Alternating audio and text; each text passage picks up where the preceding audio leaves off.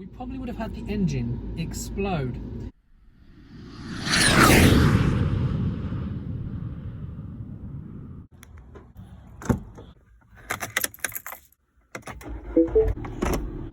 Hello, today you join me in my wife's car. Now, the previous video I made was about a rental car that we had because this car was being repaired, but now it's back. And I just thought I'd make a little video saying why, if you're buying a car from Carmax or if you're buying a Mini from Carmax, you should definitely buy a warranty. So my wife bought this car in May of last year and she drove it a lot. And then in April this year, so not a full year after she bought it, the check engine light came on. But before this, for a while, we already had the tyre warning light on for a fair bit. The tyres were pumped up, it was just the thing telling us that it didn't know if they were or not. But when the engine light came on and a few issues started, people were driving it because of this engine light, we decided to use the Carmax warranty. So that warranty cost just under $3,000 and it would last up to 75,000 miles or 5 years, whichever came first. Now, when we first took it in, when it had first getting some issues, it was around 50-ish thousand miles, low 50,000 miles. So we found the reputable garage that would accept the Carmax warranty and we took it in. Now, every time you take a car in for a warranty, depending on what one you get, you have to pay a deductible. So we had to pay $150 no matter what. So the garage thought they'd fix every single problem that they could find. Fair enough. So when it first went in, I'm just going to go over a few of the problems it had. They replaced the EW Vanos solenoids. Beats me. But apparently it's quite an expensive part. They did the control arm bushings, they did a wheel alignment, they did a water pump pulley, they did an AC compressor and dryer. They did the tyre pressure monitor thing that was broken already. They did oil filter housing, they did a valve cover gasket, they did a flex disc, they installed spark plugs and a brake sensor. We paid part for that as well, it's part of a service thing. And we had a rental car for the week that it was gone. Now, it doesn't say exactly what the cost was on this piece of paper, but when I went and asked them when I picked the car up, they said the warranty paid them about $8,000 for all of this work and all of this labour.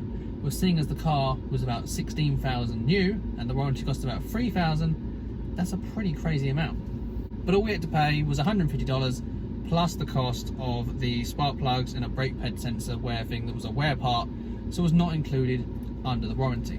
So that was only $450 odd we had to pay. But seeing as the car needed it, we had to get it done. Well, that was in April this year.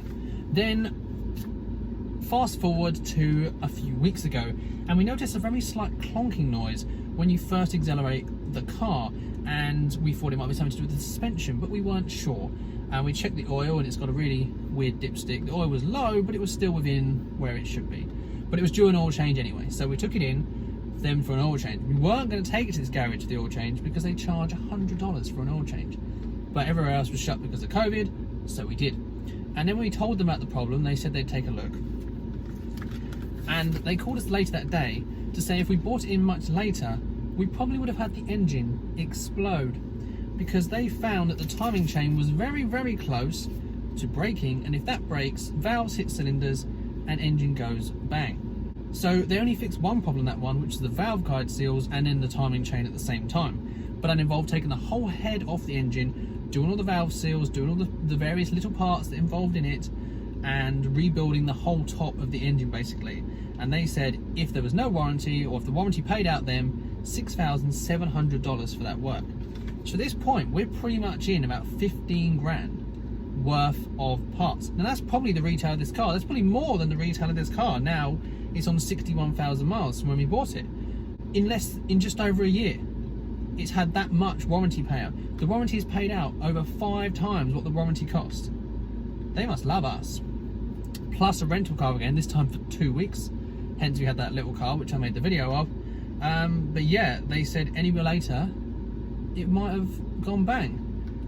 Now I did my own research online and I found out that Minis do have kind of bad engines, especially of this era. This is a 2014, but still, it's only 6 years old, it's only done 61,000 miles. It should not be having that many problems. So now we're going to play it safe, and hopefully it's all fixed now. But yes, if you are buying a car from Carmax, make sure you do get the additional warranty, or do your research first, and if it is an unreliable car and you ever think it's going to have problems, then definitely buy the warranty. Only if you get like a nice new car or something that you know is going to be reliable, then maybe not bother. But as we've proved, it's paid out 5 times over, and this is our only car. We need this car, we need it to go places.